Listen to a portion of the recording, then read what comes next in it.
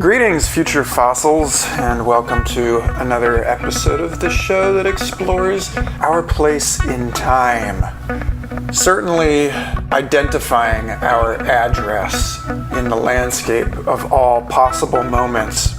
We've got to step outside of the container of our cultural paradigm, the things that we assume to be true, and consider the perspectives of other cultures throughout history.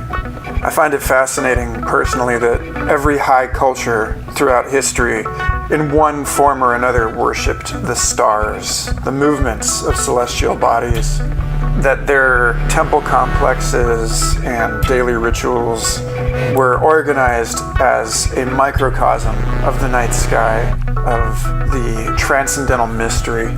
And these, of course, are cultures that were able to devote extraordinary time to studying these things.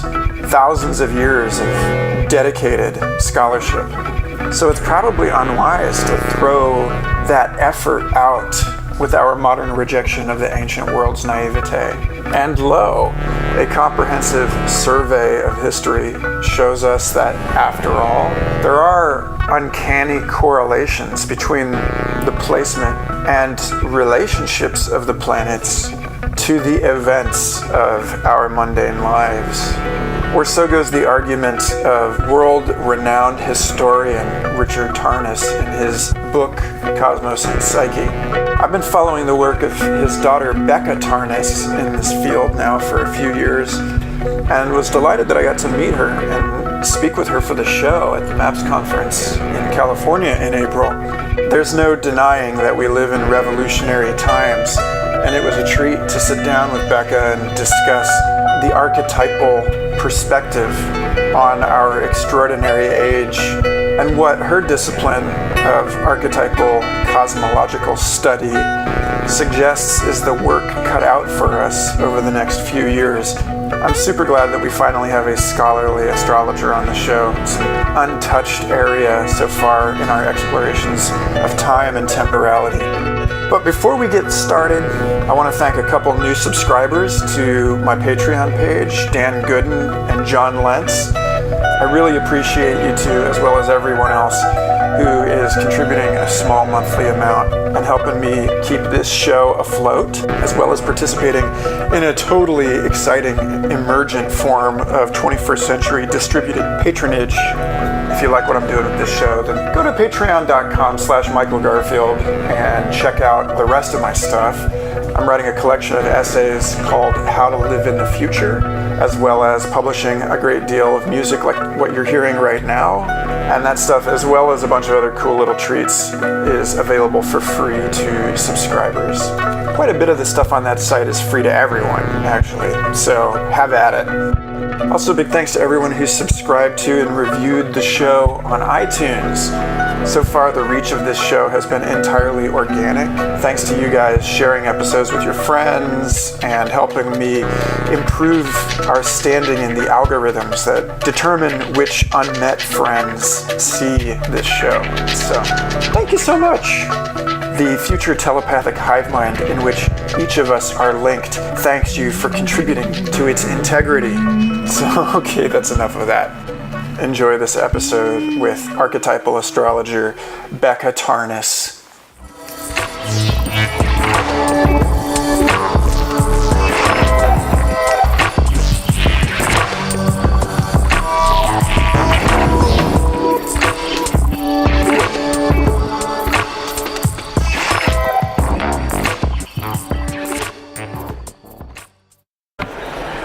So I'm here with Becca Tarnas at the MAPS Psychedelic Science Conference 2017, and it's very lively, and there's lots of hubbub, and that sense of like seals on a beach, and everybody's getting a piece of the action, and it's very hard to find a place to sneak off and have a quiet conversation, but it's exciting because this conference hasn't happened in 4 years, and it's just this massive convergence of freaks and geniuses from all over the world. And one of them is Becca, who I've been wanting to meet for years, actually.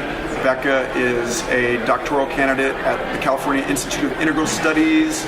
She is an archetypal astrologer.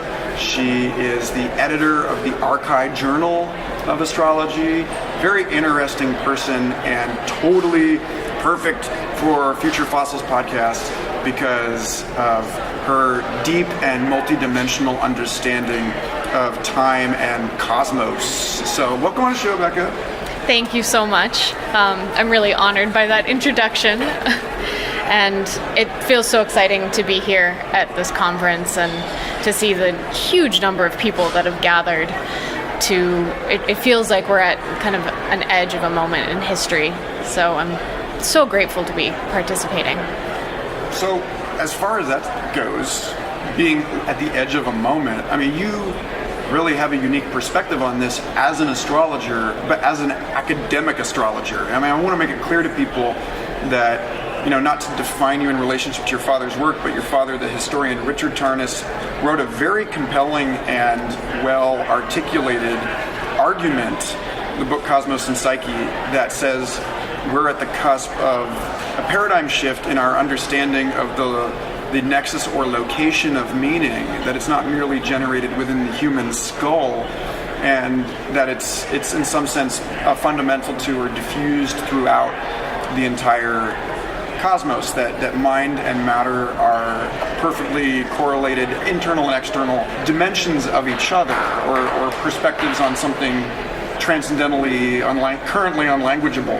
So I just want to establish that you are a fucking professional and that this is a scientifically and academically rigorous conversation and not a newspaper horoscope thing. And without even getting into that part of it, I'm really curious to know what you, as a trusted figure within this emerging academic community that takes this stuff seriously, believes is going on insofar as our cusp in history. I mean, the conversation is so much deeper now than it was in the 1960s when we were all singing about the age of Aquarius. So, where am I in time right now?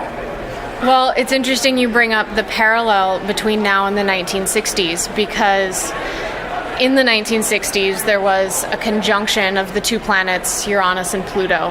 And you mentioned my father, Richard Tarnas' work. He wrote about the alignments of Uranus and Pluto throughout history in his book Cosmos and Psyche. And whenever Uranus and Pluto come together in the sky in an alignment, we see throughout history this correlation with major revolutionary periods. So the archetype of Uranus relates to rebellion, revolution, change, disruption. It has a very tricksterish energy that is fast-paced. It's oriented toward innovation, toward technology, toward bringing in what's new, what's different, what's exciting. It has a kind of electrical charge to it. And then you pair that with the archetype of Pluto, which relates to the depths, to the underworld, what's intense, what's dramatic. Pluto relates to deep transformation. It's the archetype of the death, rebirth mystery. Often it has to do with that relationship to the underworld, what's been oppressed or repressed, and you bring those two together and Uranus just liberates, it unleashes that plutonic energy. So these two planets, the last time they were in an alignment was the 1960s. It was a conjunction, began in the year 1960, lasted until 1972, and we saw that correlate with all these major revolutionary movements, including, of course, the bringing forward of psychedelics into the popular counterculture. And after that era ended, the very next time these two planets have come into relationship with each other is right now. And they've been in a square or a 90-degree angle to each other since 2008, correlating with, Obama coming into the presidency and these kind of restless revolutionary movements from, Occupy Wall Street to the Arab Spring. That was kind of the beginning of this alignment. And we're seeing it escalate over these last several years, and the alignment's actually going to last until 2020. So we're kind of in the peak moment of it. But what is particularly interesting about right now, about this year especially, is that those two planets, Uranus and Pluto, are joined by a third planet, Jupiter. And the archetype of Jupiter tends to uplift, to expand, to elevate whatever it touches. It magnifies, it makes big and grand whatever it's touching. So if we've already been seeing this intense revolutionary energy, this impulse toward change, toward looking at the structures of power and kind of trying to overthrow that, I mean, I think you look everywhere right now and authority is being questioned on every level. And coming into this alignment is Jupiter. It started right around the time of the US election, when we're having this massive change taking place, an unleashing of the shadow, Uranus breaking the bounds of the Plutonic shadow, which so much is embodied by our current administration. And even the kind of large scale of what is happening on the world stage, I think that really reflects Jupiter coming into the alignment.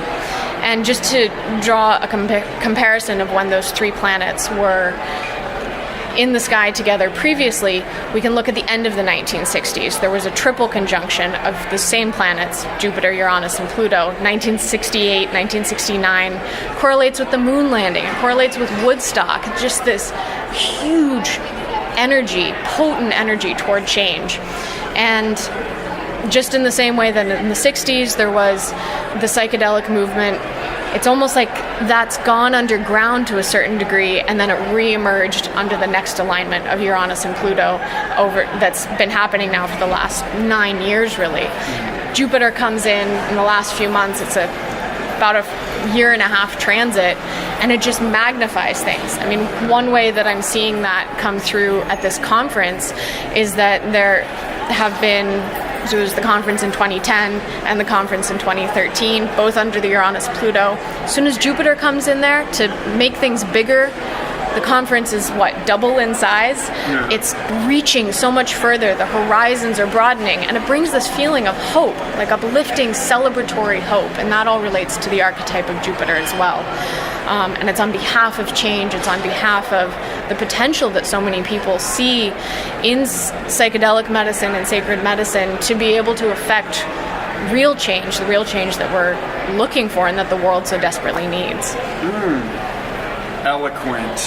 So, how do you see all of that fitting within a more general portrait of a psychedelic future?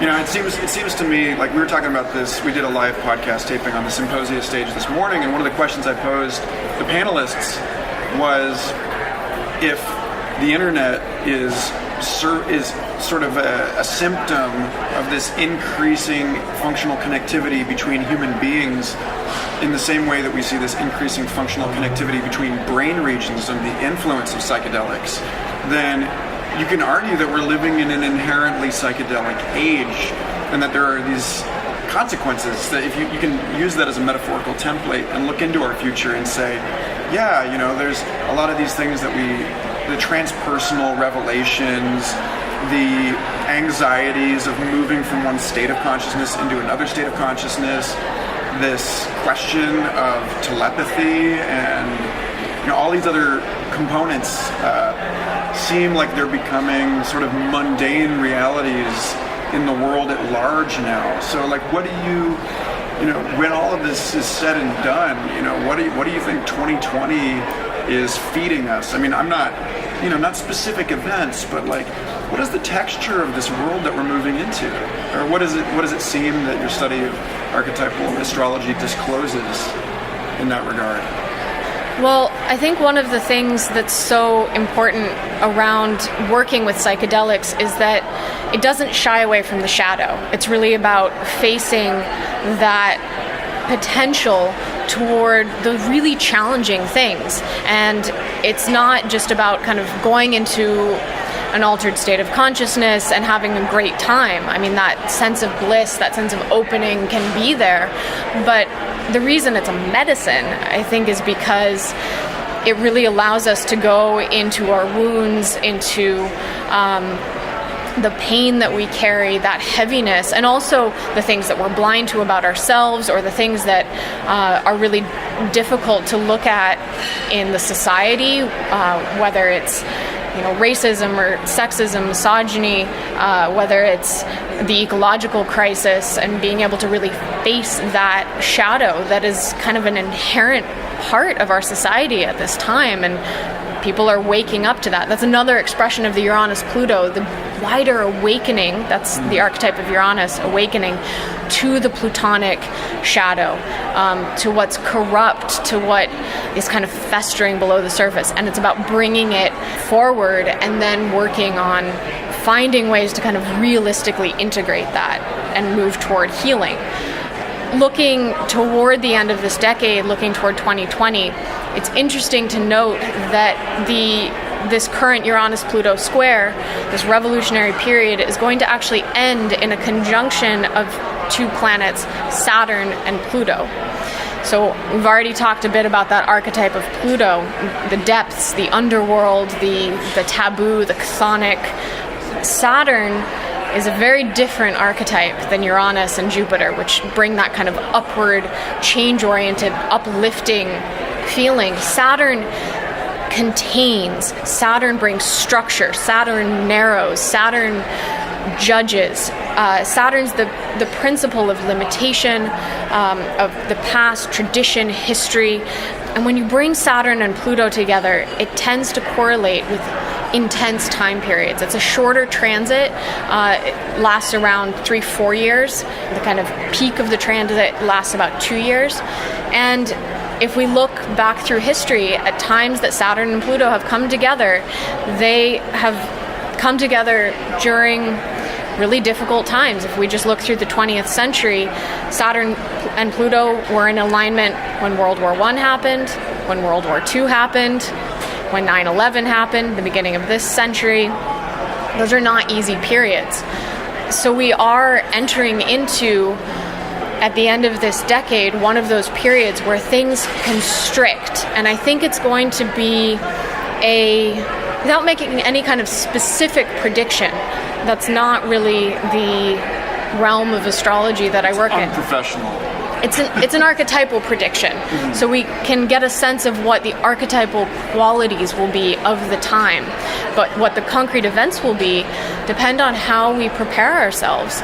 So one of the ways that Saturn-Pluto alignments can come through is very similar to what I was just talking about that capacity to face the shadow, to find a strong moral center in relationship to that which is corrupt, that which may even be perceived as evil or destructive.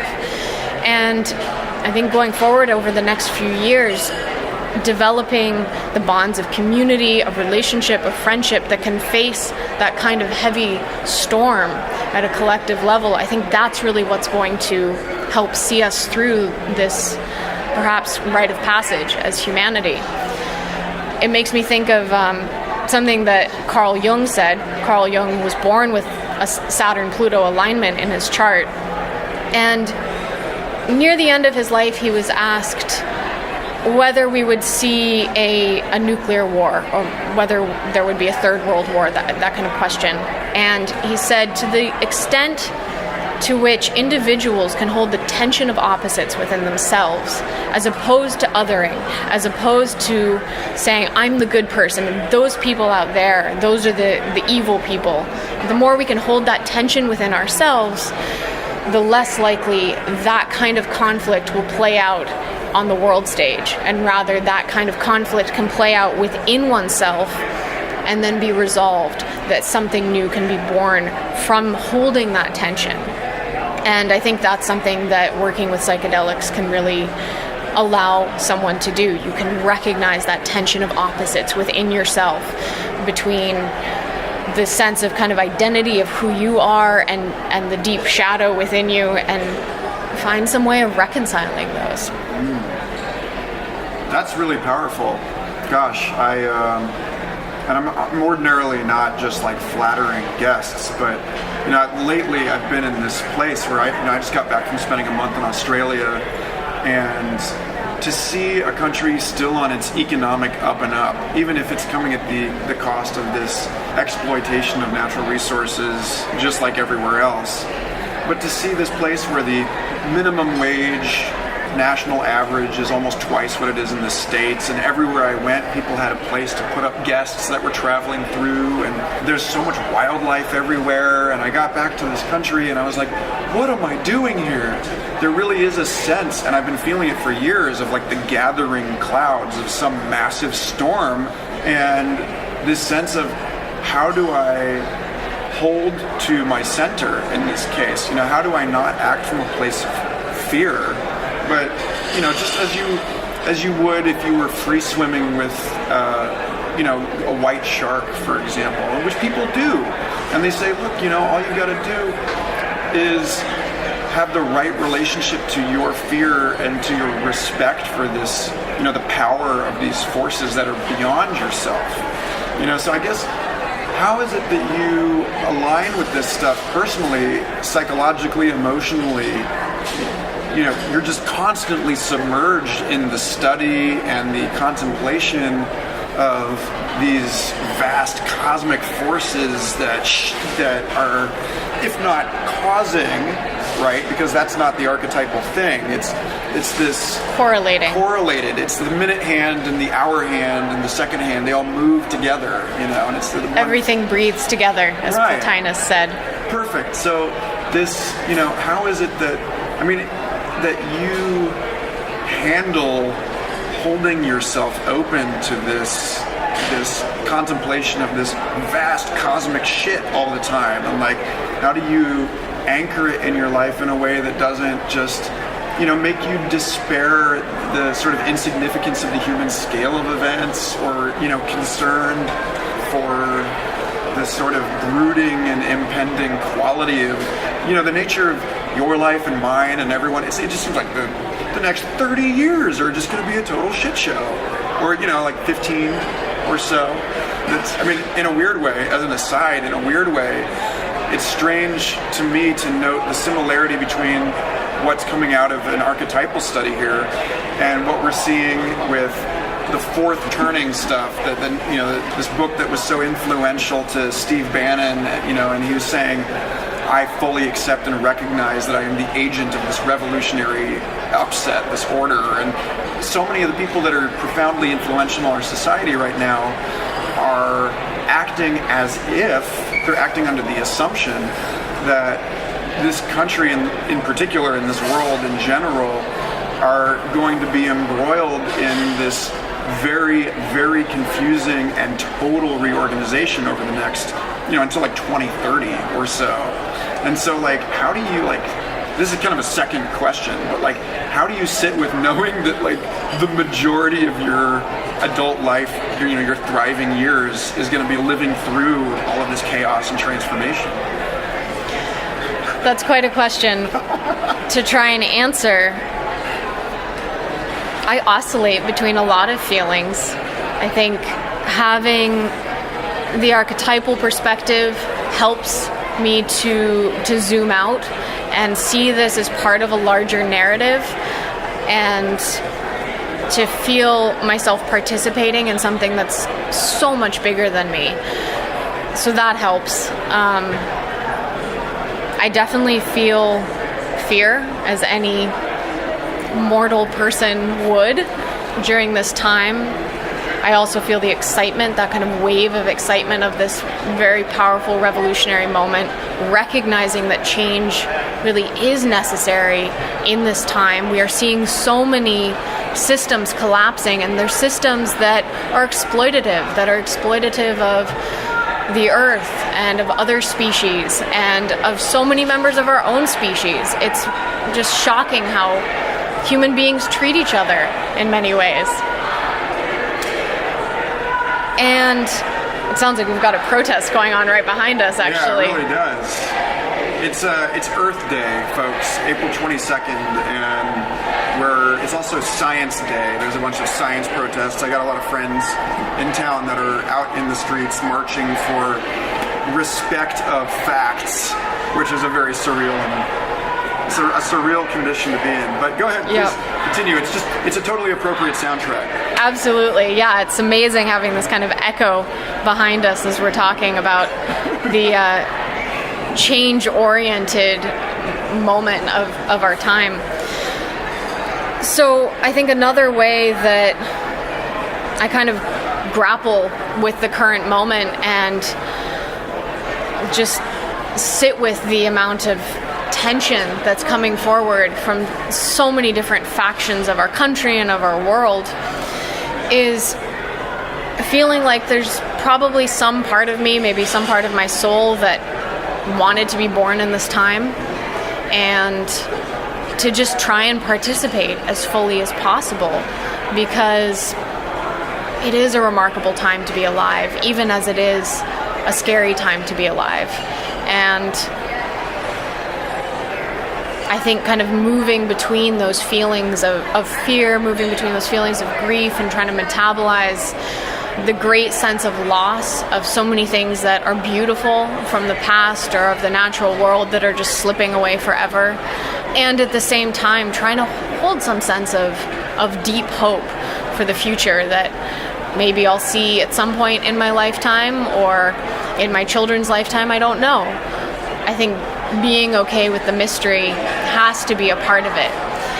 And at the same time, it can't be a part of it all the time. Sometimes we do have to just melt down and accept the utter chaos and fear of it all, and then pick ourselves back up from that place and keep going forward.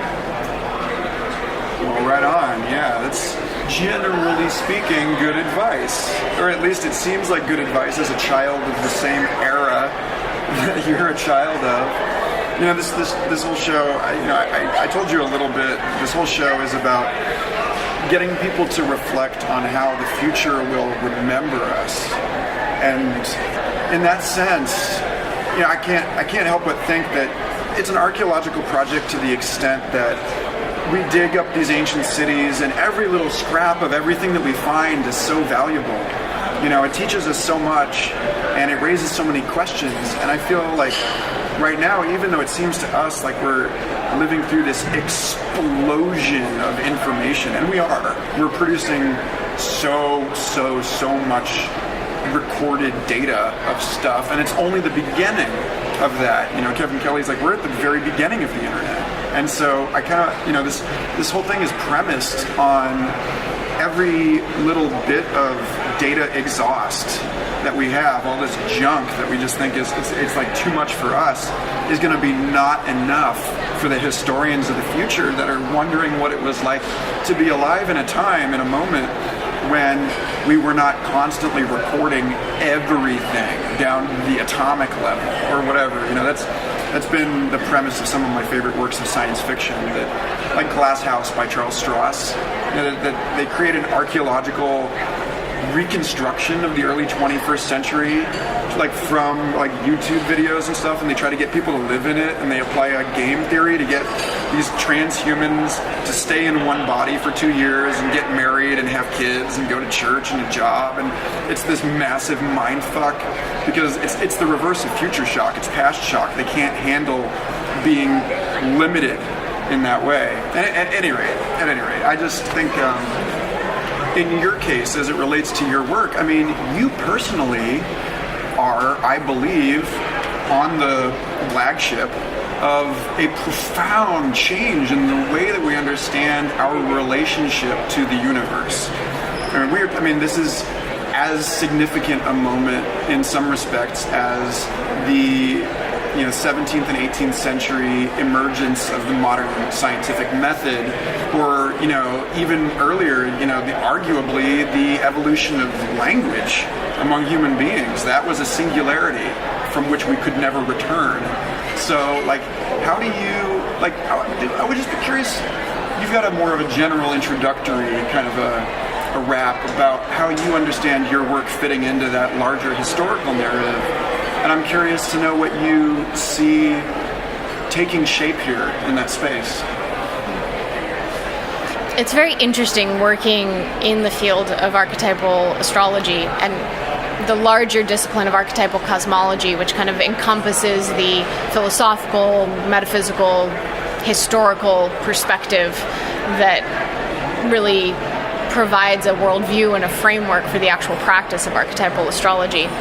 Because in our larger mainstream culture, coming out of the kind of disenchantment of the modern worldview, coming out of Europe primarily, there is a view of astrology that is, as my dad has described it, astrology is the gold standard of superstition. And to find within that a worldview looking at the relationships between the planets, the archetypal meanings associated with each planet, and then just seeing through history this profound relationship between the planetary combinations and the events that unfold on Earth, that these correlations really are there. And it's nuanced, it's poetic. You get this sense of the cosmos itself as a divine artist in a way, when you can recognize these archetypal patterns coming through in art, in music, in relationships, in historical events, in individual lifetimes, and the patterning of someone's birth chart, the patterning of their transits, and how that gets expressed in these myriad, multivalent, multidimensional ways. It expresses this kind of cosmic intelligence that is so much more than a human being could create that patterning of, and the sheer wonder associated with that. Sometimes I feel like, let's say I'm listening to a piece of music and can kind of hear the archetypal qualities coming through, and I look at the person's chart and get to see this amazing correlation. And then you watch a film or you see a painting and see these archetypal expressions again and again. There isn't enough time in a single lifetime to explore all of those, to be able to speak about it, to share the pure artistry of the cosmos. And I find that so enchanting to be kind of able to witness that poetry of the universe through this particular practice of archetypal astrology. That's really what keeps me kind of in awe of it, and will probably continue pushing me in my research over the rest of my life. Where is that research now? I mean, you're in a community, you're the co-editor of a journal. This is a burgeoning discipline that people are taking very seriously. What is the state of things right now? I mean, I haven't really been keeping up with the publications, so, in what directions are these investigations blossoming? I mean, clearly, I'm sure there's a lot of analysis of, like you're saying, cultural artifacts and like various historical investigations, but what's going on in the field right now among all of these, very well-educated and intelligent motherfuckers? Well, the astrological community globally is huge, and there's so many different branches of astrology, and I've just happened to be really drawn into this particular one that focuses especially on the planetary aspects, but also that really holds this kind of archetypal perspective. Archetypal being grounded in a philosophical and psychological tradition stretching from Plato's idea of forms, or the ideas, which are essentially archetypes, all the way up through Carl Jung's idea of psychological archetypes. And using that kind of perspective, and also a very rigorous methodology of discernment, or of rigor and imagination, as I've heard a number of people describe it, where you really look at the data and look for patterns, and then at the same time kind of come into this more, the way I was describing before, almost like a spiritual orientation, the sense of wonder again, of being very open to what the archetypal meaning is that is associated with each planet. Kind of drawing on more of a Hillmanian, like James Hillman's sense of the archetypes as almost gods, as he would describe them. I'm a fellow Hillmaniac. Yeah, he's He's a genius. Totally. Yeah, he's got that brilliant Mercury-Uranus alignment in his chart where the quick wit, that mind that can just jump from place to place and put things together. If I could write like that, that would be remarkable. So, yeah, I'm glad we're fellow Hillman fans. But as people. Yeah.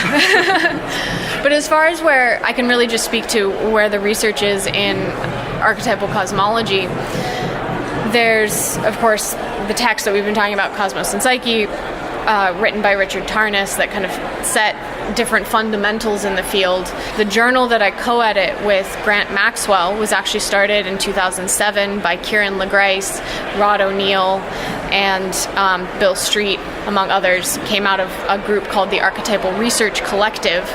And so they launched that journal and came out with 4 issues that we have actually free articles from those opening issues available on our website, which is archai.org.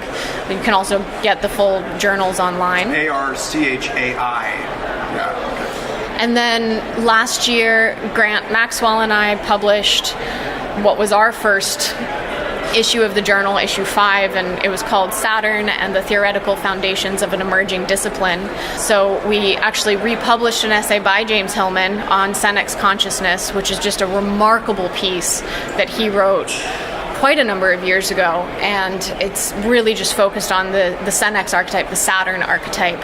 And so we use that as kind of the backbone for the issue, and we invited different astrologers from this community, like Delia Shargel, like Jessica Garfield Kabara. I know her. It's weird. I met back when she was just Jessica Garfield. I met her on the street in Boulder, Colorado. I don't remember what the deal was. And it was just like, we had this random conversation and realized we had the same last name. And right. Anyway, it was so cool to see, years later, to see that she came out here and was like in this field specifically, where like I almost went to CIIS myself back in like 2007, and so it's like I had to tag out and tagged her in or something. It was like, anyway, sorry, go on. She's a wonderful archetypal astrologer, and she and Delia Shargel, who I just mentioned, they just launched a podcast called Deeper Than Day, where they're bringing together archetypal astrology and depth psychology. There's another podcast called Correlations that was started a number of years ago by Matthew Stelzner, who has been doing this work since the 90s. Chad Harris, who's been a guest on the Correlations podcast many times and has been the assistant to Richard Tarnas in many of his classes, been filming his classes for many years.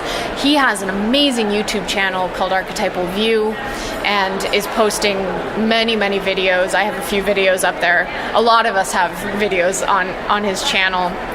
There's a number of different avenues where this work is being done, but the emphasis is really on the rigor, it's on demonstrating the correlations and really demonstrating that solid academic research background.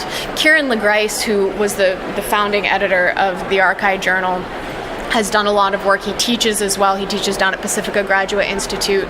So there are a lot of different people in this field that are continuing to do really exciting work, and I think all of us just want to keep opening this world up to others. You know, I have my own astrological practice. I think most of us who are doing research in the field have private practices of doing astrological counseling and just on that one-to-one individual level. It's kind of hard to stop, probably, once you've reformatted your entire worldview. I mean, it's just a conversation that seems to keep happening. Once you see through the astrological lens, it becomes very hard not to. And to come to an event like this and to see the large-scale celebratory energy that's all very much related to the archetype of Jupiter in relation to this psychedelic revolutionary moment, which fits that Jupiter-Uranus-Pluto T-square that we started off talking about.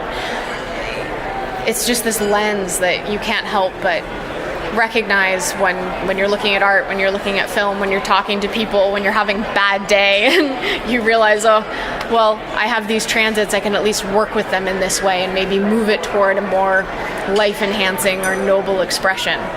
And I think that's a big part of the draw as well, is that as you get to see the range of ways that the planetary archetypes manifest in someone's life and events, etc., then you can recognize how to live in participation with them and how to move that same archetypal energy, those same qualities, towards something that's healthy, towards something that's life-enhancing, that allows you to grow.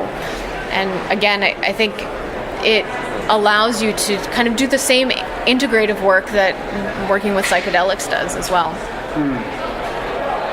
I want to ask, in this case, just as an aside, when you and I are both talking about rigor here, and for an audience that might not know what that means, that might be connecting that kind of exclusively with the statistical and metastatistical analyses of quantitative science, p less than 0.05. What does rigor look like in your field? How is it that a community of the adequate, a community of peer researchers judge the validity of a person's correlative claims in this discipline?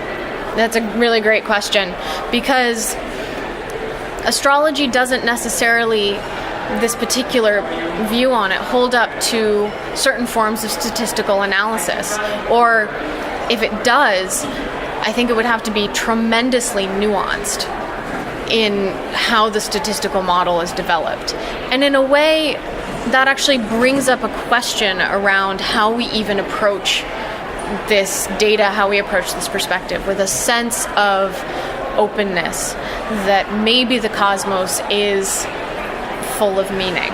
And that in itself kind of that's a quantum leap of change to allow that possibility. So first you have to just allow the possibility that it could work. And then from there, the sense of rigor really comes from, first of all, just making sure that all the data is accurate.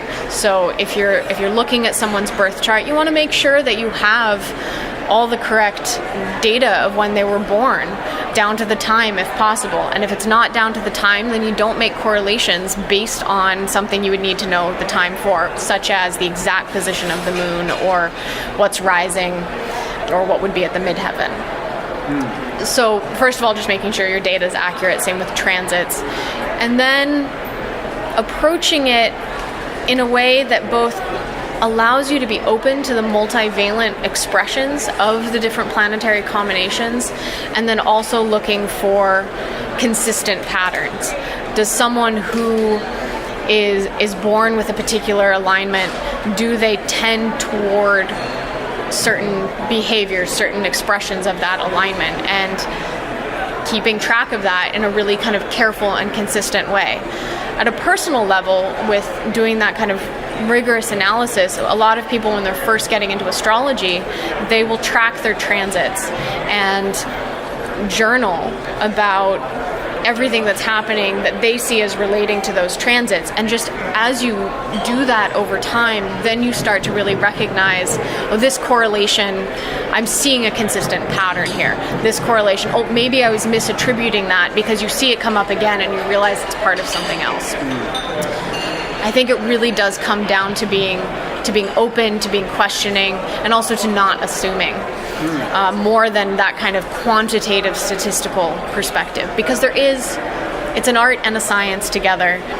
It's empirical, but it's a kind of radical empiricism that, to use a Jamesian term, right, yeah, that's a little, again, more open, more nuanced, and also kind of aware of that poetic, even creative divinity element that's seems to be present in the cosmos. As I understand it, when you talk about openness in this, it's not merely open-mindedness in the sense, kind of a mundane sense that people mean it.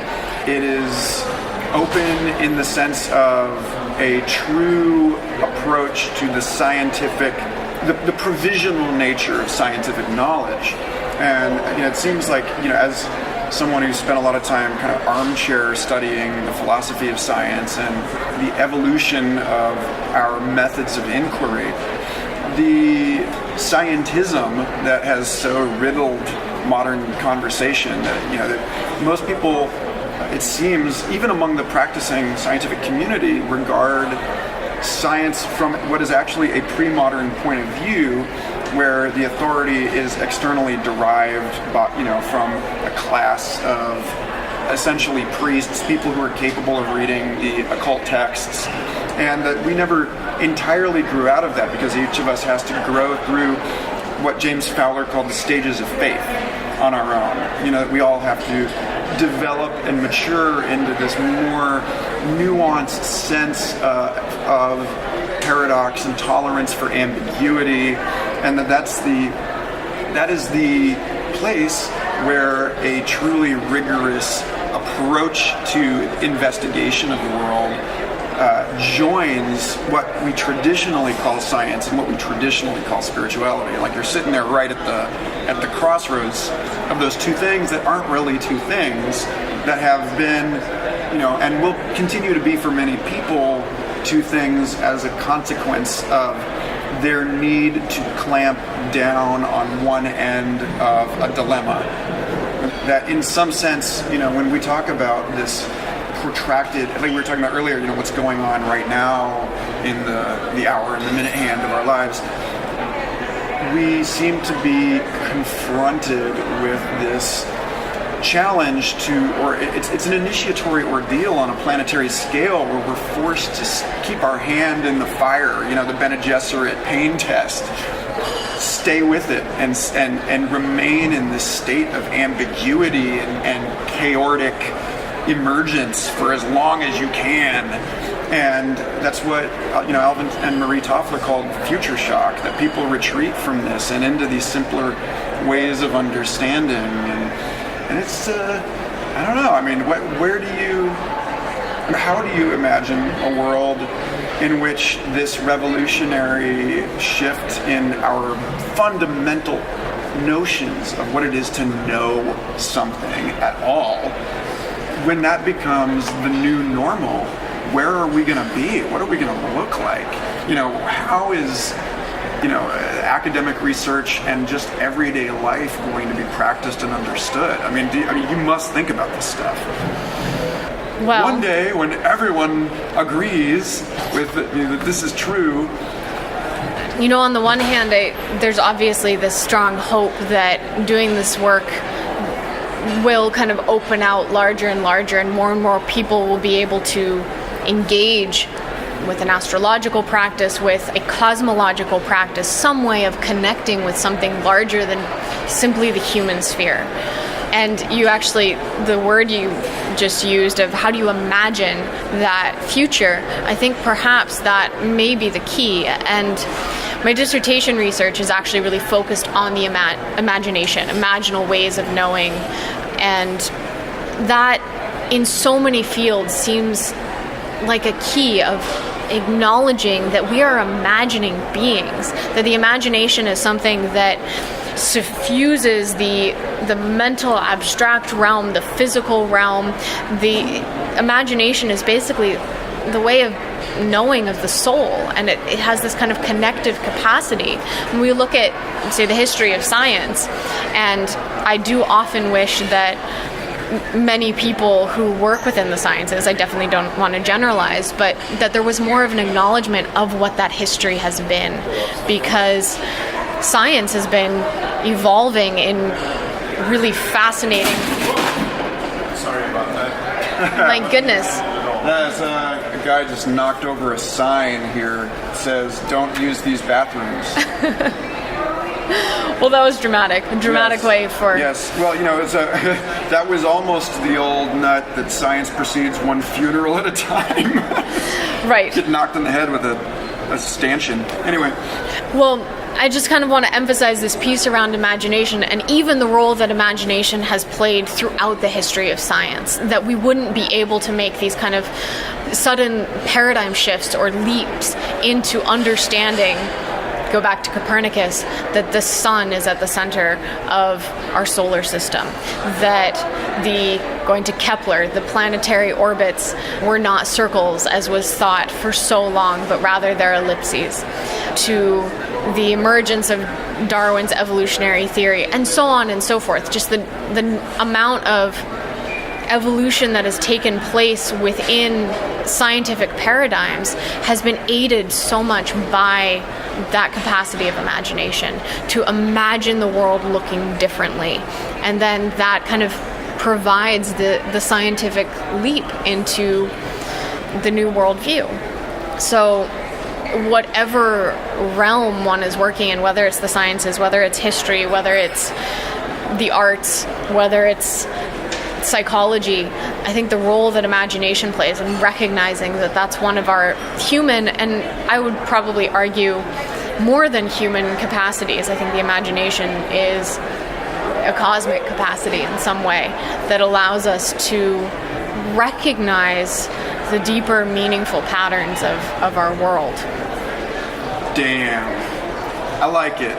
I've always been fond of, almost like the Alan Moore, Promethea graphic novel perspective, that all of this thing that we take as normal is actually just a little bubble inside of imagination, which is the greater reality. But that's a whole other conversation. Becca Tarnas, you were really cool. I'm glad that we finally got to catch up. Where can we send people to follow up? I mean, Archai.org for the journal, but when they want to get to know your work in particular, where do we send them? I have a website. It's just beccatarnas.com, and I've been posting essays and some videos and artwork there for a number of years. So that's the place to find what I'm working on, to also see upcoming talks and other events that I'm doing going forward, and you can also contact me through that. Personal contact? That's really cool of you. Well, right on. Thanks so much for being on the show. And if you have anything that you would like to leave as a message to your future self, what might that be?